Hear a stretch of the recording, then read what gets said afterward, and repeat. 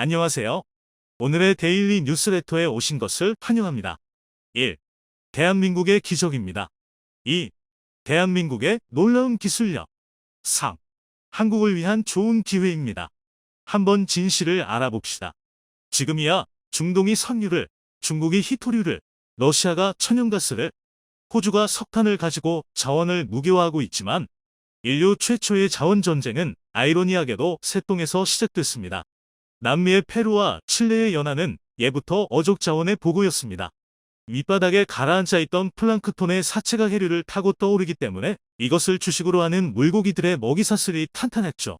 그리고 이 생선들을 노리는 가마우지와 펠리컨이 3억 마리가 넘게 몰려들고 그 수를 헤아릴 수 없는 수천 종의 조류가 먹이를 구하러 이곳으로 날아옵니다. 그런데 새들이 모이는 곳에는 응당 새똥이 존재하는 법. 새가 똥을 싸고 그 똥 위에 또 똥을 싸면 이는 산처럼 쌓이게 됩니다. 그런데 수억 마리의 새가 수만 년간 배출한 이 새똥 구아노는 인간이 질소를 화학적으로 분리해내는 방법을 찾기 전까지 전 세계에서 유일한 고농축 질소 비료였습니다. 질소는 모든 식물이 성장함에 있어서 가장 중요한 단백질이고 수확량을 결정짓는 필수 성분이기 때문에 농사를 잘 지으려면 이 질소를 잘 활용해야 하죠. 그런데 18세기 말부터 구아노가 현재의 석유를 능가하는 귀중한 자원으로 떠올랐습니다. 왜냐하면 유럽에서 산업혁명 이후로 급격한 인구 증가가 뒤따랐는데 이는 필연적으로 식량 생산을 늘려야 함을 의미합니다. 그래서 유럽인들은 잉카인들이 사용하던 구아노에 주목하기 시작했고 1840년대부터 수많은 증기선이 구아노를 유럽으로 실어 날랐는데요. 구아노를 최초로 국유화한 것이 페루였는데 페루는 이 새똥을 팔아 막대한 부를 축적하기 시작해 경제 호황을 마음껏 누렸습니다. 연평균 9%씩 경제 성장을 이루던 페루는 본격적으로 욕심을 부리기 시작합니다. 아직 캐내지도 않은 구아노를 담보로 유럽 자본을 빌려 대규모 설탕 농장에 투자했는데 과잉 생산은 가격 폭락을 불러오기 마련인지라 페루는 가격을 방어하지 못해 결국 파산 직전까지 이르게 됩니다. 그러나 유럽의 농업은 이미 페루의 구아노에 너무 의존하던 상황이었기 때문에 대체제도 없었고 높은 가격을 지불할 의사도 없었습니다. 결국 전쟁이 발발하고 말죠. 칠레와의 국경지대에 있는 구아노를 두고 페루와 칠레는 소유권 분쟁을 시작했고 칠레의 뒤를 봐주던 영국과 프랑스는 결국 페루를 침공하게 되었으며 4년 만에 막을 내렸습니다. 이것이 바로 1879년에 발발한 구아노 전쟁 또는 새똥 전쟁입니다. 역사는 반복된다고 하죠. 새똥이 불러온 전쟁이 끝난 지 150년 가까이 지났건만 현재도 전 세계는 자신만의 구아노를 활용해 자원 전쟁에 나서고 있는데요.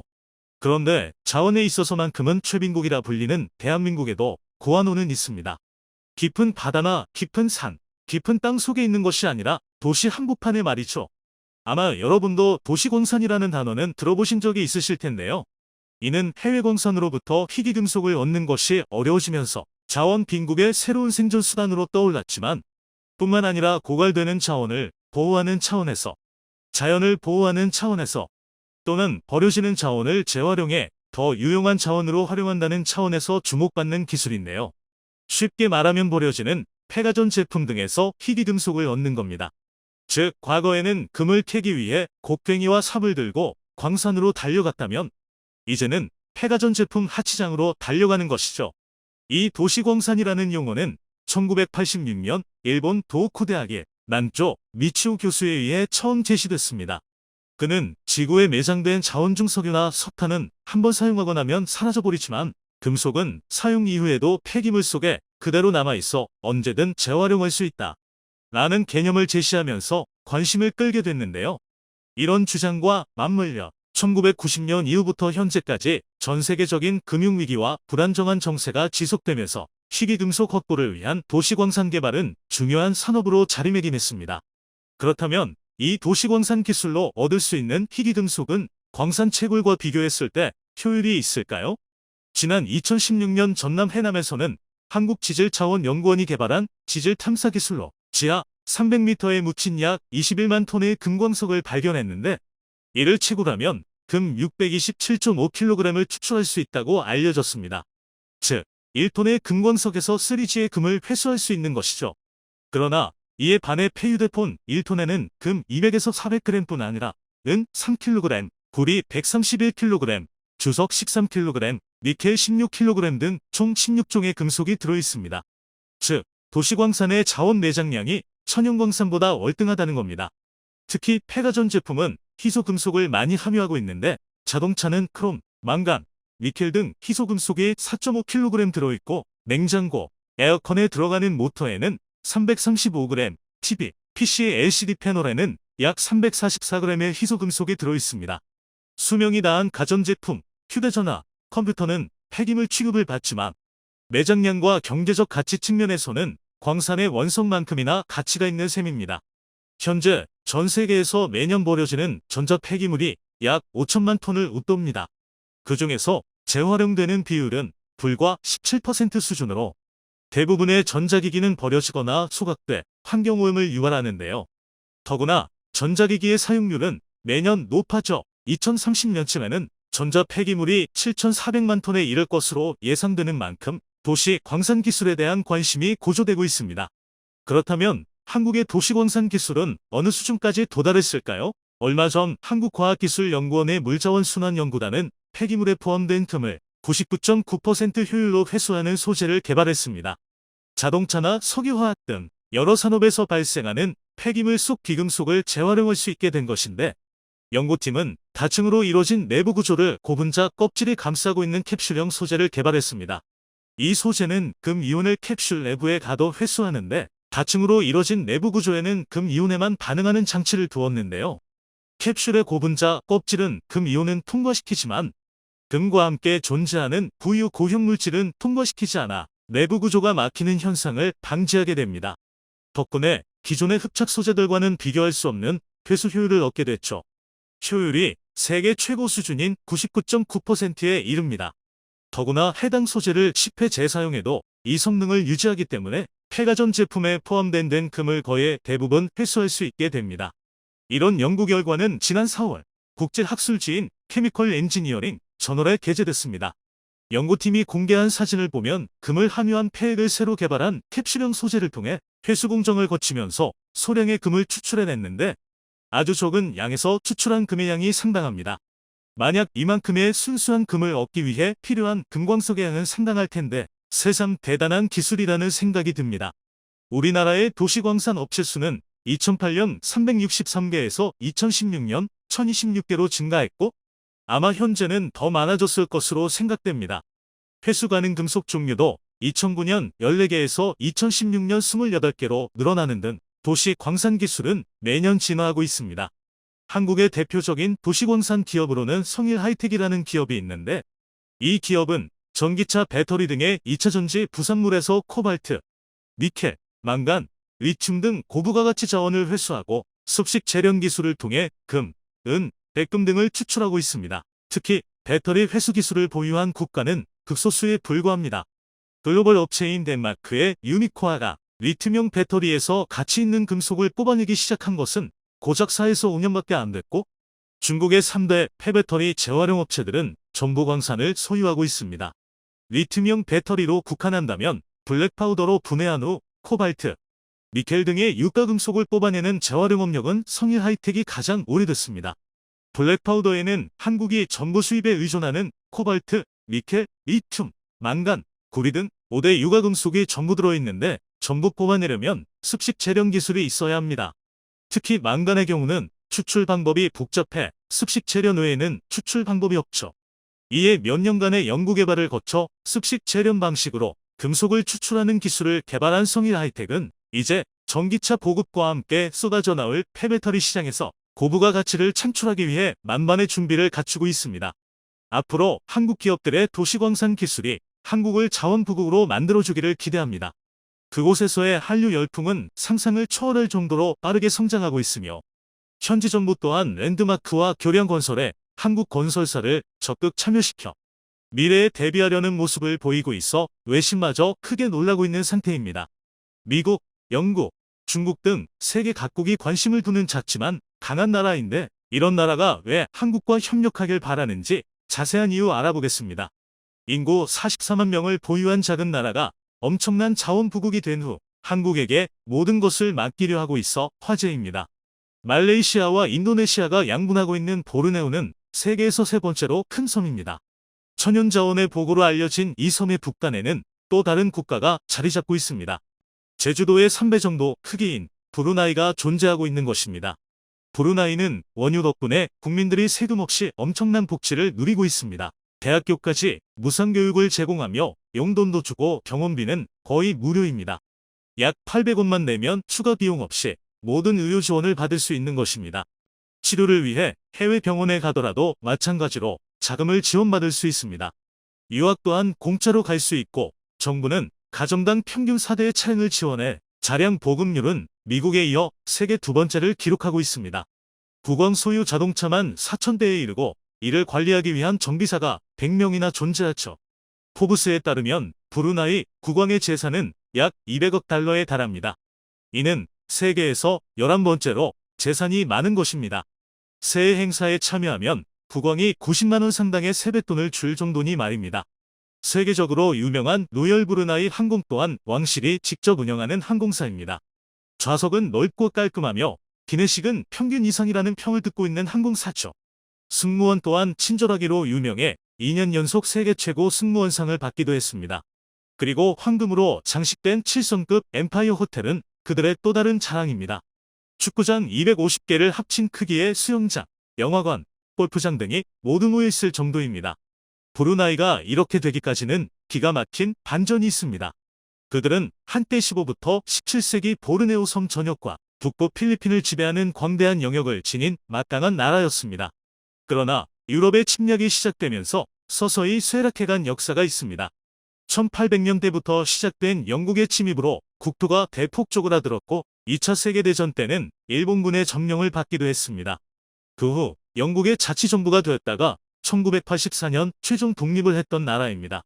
브루나이가 두 조각이 난 것 또한 영국 식민지의 결과였습니다. 영국은 브루나이 중간 림방 지역을 장악해 사라왁에 포함시켰고 그 후 사라왁은 말레이시아로 합류되면서 현재 상태가 이어지고 있는 것입니다. 그들은 말레이시아의 영토 반환을 요구했지만 번번이 거부되었습니다. 그러다 2009년 국경협정을 맺어 지금 상태로 분쟁이 종료된 상황입니다.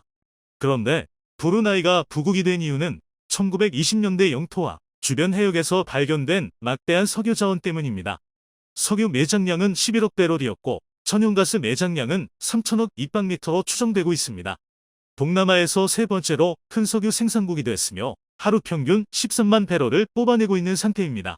구매력 기준 1인당 GDP가 7만 7천 달러를 기록하며 한국의 약 2배 수준이 된 것도 이런 이유 때문입니다. 독일 15위, 한국 23위, 일본 28위, 보다 높은 세계 8위를 하고 있는 상황입니다. 브루나이는 1984년 독립 후 바로 한국과 수교를 한 바 있습니다. 볼키아 국왕은 독립 직후 한국을 방문하는 등긴밀한 관계를 타진해왔습니다. 원유 대부분을 한국과 일본 등으로 보냈고 1972년부터는 LNG를 수출하기도 했습니다.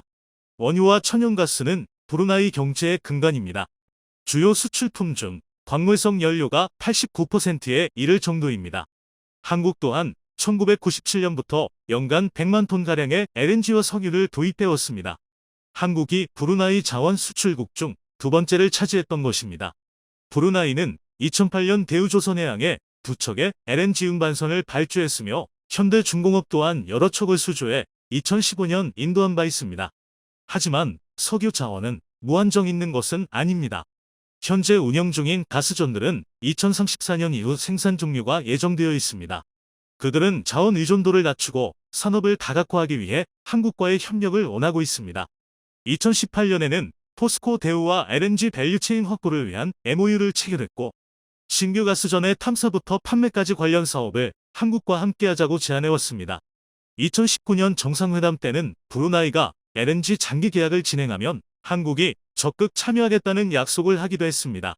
이는 최근처럼 에너지 가격이 급등하는 상황에서 큰 힘이 되는 내용입니다. 우리 기업들은 1970년대부터 브루나이에서만 50여 건의 건설 사업을 수주하며 인프라 구축의 핵심 역할을 하고 있습니다. 그 중에서도 대림산업이 브루나이를 사로잡은 매력은 신뢰와 기술력입니다. 그 나라의 문화와 관습을 존중하며 이에 철저히 맞추는 행보를 보였던 것입니다. 대림산업은 1970년 LNG 플랜트 개수공사로 브루나이와 첫 인연을 맺은 바 있습니다. 이후 14건의 사업을 추가로 따냈고 2013년 수주했던 브루나이 최초의 사장교 리파스 대교는 이 나라의 랜드마크로 자리 잡아왔습니다. 이는 향후 템부롱 대교의 수주로도 이어졌던 상황입니다. 도심강을 가로지르며 세워진 리파스 대교의 수주 과정은 쉽지만은 않았습니다. 현지 기업만 참여할 수 있다는 제약이 있었는데 대림산업은 현지 업체 스위와 컨소시엄을 맺어 입찰 자격을 얻었던 상황입니다. 첫 특수 교량이다 보니 기술적인 측면과 디자인적 요구사항 또한 상당했습니다. 대림산업은 이슬람 사원을 상징하는 돔 모양을 디자인해 주탑에 적용했고 1층에는 이슬람 기도실을 만드는 등 현지화에 최적화된 형태로 제안을 했습니다. 9.5톤 무게의 돔을 주탑 정상에 안착시켰을 때는 감탄사가 쏟아져 나왔죠. 그렇게 현지에서 가장 높은 157m의 구조물이 탄생했던 것입니다. 주탑 높이는 국왕의 생일인 영어식 표기를 따서 정해졌습니다. 그렇게 리파스 대교는 2017년에 완성됐고 기존 40km를 돌아가야 하는 거리는 607m로 줄어들었습니다. 성공적인 건설 과정은 동남아 최대 길이 다리 30km인 템부롱 대교 수주로 이어졌던 상황입니다. 기존까지만 해도 동서로 갈라진 영토는 브루나이의 큰 골치 거리였습니다. 오가기 위해서는 항상 말레이시아를 경유해야 했고 추가 비용까지 발생했기 때문입니다. 브루나이가 이를 해결하기 위해 선택한 나라는 한국이었습니다. 대림산업은 2015년 템부롱 대교의 핵심인 해상교량과 사장교 2개 구간을 약 7,500억 원의 수주를 한 바 있습니다. 해상교 부분만 무려 14.5km로 인천대교와 비슷한 규모입니다. 브루나이 역사상 가장 큰 교량 사업으로 총 사업비는 2조 원에 달했습니다. 이때 중국은 강력한 저가 공세를 폈지만 승리는 한국이었습니다. 입찰 당시 중국 업체들이 1부터 3위로 낮은 가격을 써냈지만 대림산업은 가장 높은 공사비로 4위를 하고도 수주를 차지했습니다. 공기 단축과 차별화된 설계를 제시해 사업권을 따냈던 것입니다. 템부롱 대교에 적용된 핵심 기술은 특수기중기를 사용하는 론칭 겐트리 공법입니다. 육지에서 제작한 상판을 해상으로 운반한 후 특수 설계된 기중기로 800톤이 넘는 상판 2개를 한 번에 들어올려 교각 위로 올리는 방식을 사용한 것입니다. 이로 인해 작업 능률을 4배로 끌어올렸으며 비용까지 크게 절약했던 상황입니다. 그렇게 2019년 11월 성공적으로 완공의 기술력을 입증했습니다. 브루나이 국왕은 돌아가신 아버지의 이름을 따서 템부롱 대교 이름을 변경했고 이를 근대화의 상징이라 지켜 세우기도 했습니다.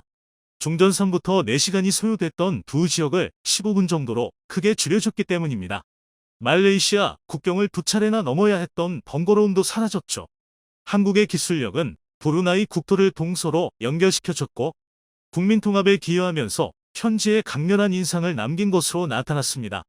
템부롱은 95% 인구가 살고 있는 서쪽 지역에 비해 상대적으로 낙후됐었지만 이제 희망의 빛을 보고 있는 상태입니다. 브루나이 정부도 버려진 땅 템부롱을 개발해 100년 먹거리를 찾아내겠다는 계획입니다. 외신들은 템부롱 대교가 새로운 관광 투자에 영감을 주고 있다며 놀라워하고 있습니다. 올해 해외건설 SOC 부분 최우수상으로도 템부롱 대교가 뽑혀 대림산업이 특수교량의 강자임을 재입증시켜주고 있습니다. 세계 특수교량은 한국과 중국, 일본이 치열하게 경쟁하는 시장이죠. 한국은 그 밖에도 다양한 랜드마크를 건설했는데 경남 기업은 국왕 즉위 25주년을 기념해 최대규 모스크를 건설하기도 했습니다. 경남 기업은 국왕 즉위 25주년을 기념해 최대규 모스크를 건설하기도 했습니다. 결국 한국에 대한 이미지는 크게 좋아졌고 한류 또한 급속도로 퍼지고 있습니다. 한국 문화를 좋아하는 이들이 자발적으로 참여해 K-팝 행사가 열릴 정도입니다. 이슬람 문화를 가지고 있는 지역이라 예술 행사를 개최하려면 정부와 협의가 필요한데 현지 정부 또한 한국을 배우는 것을 적극 권장하고 있어 문제가 없습니다. 최근 5년 사이 한식당이 크게 늘어나 매운 닭갈비와 떡볶이 등이 인기를 끌고 있는 상태입니다. 볼키아 국왕의 여동생 마스나 공주는 김치를 즐기는 것으로도 유명합니다. 한류의 인기에 힘입어 한국어 학습에 대한 관심도 높아지고 있습니다. 현재 브루나이 국립대학에 한국어 과정이 개설돼 있을 정도입니다. 그리고 태권도를 배우는 이들도 넘쳐나 한국 문화에 대한 선호도를 실감시키고 있습니다. 그리고 기아차는 점유율을 20%대까지 끌어올리며 도요타를 밀어내고 있습니다. 코로나 전 브루나이를 찾은 한국인은 연간 1만 5천 명 정도였습니다. 그리고 한국을 찾은 브루나이 국민 또한 5천 명 가까이나 됐습니다. 한국 인구가 100배 이상 많다는 점에서 인기를 알 수 있는 대목입니다. 코로나 전 브루나이를 오가는 항공편은 주 사회였고 최근에도 관광 상품을 같이 개발하자고 제안해 오고 있습니다. 브루나이는 한국의 전통 우방국이라는 평가를 받고 있는 상황입니다. 유엔과 국제사회에서 한국의 입장을 적극적으로 지지하기 때문입니다. 최근에도 일본이 트집을 잡아 한국의 가입에 반대하던 CPTPP 환태평양동반자 협정에 브루나이는 적극적으로 한국을 옹호하며 호주에 이어 두 번째로 찬성 의사를 표하기도 했습니다. 그들은 관광, 정보통신, 제조업, 농수산업 등 거의 전 분야에서 한국과의 협력을 희망하고 있습니다. 이를 위해 한국 특허를 그대로 인정하는 특허 인정 제도를 도입했을 정도입니다. 이는 높은 신뢰가 없으면 불가능한 일입니다. 한국과 미래를 만들고 있는 브루나이 지속적 협력 관계를 이어가기 바랍니다. 영상이 도움이 되셨다면 구독과 좋아요 부탁드리며 오늘도 감사합니다. 최고로 멋진 하루 보내시길 바랄게요.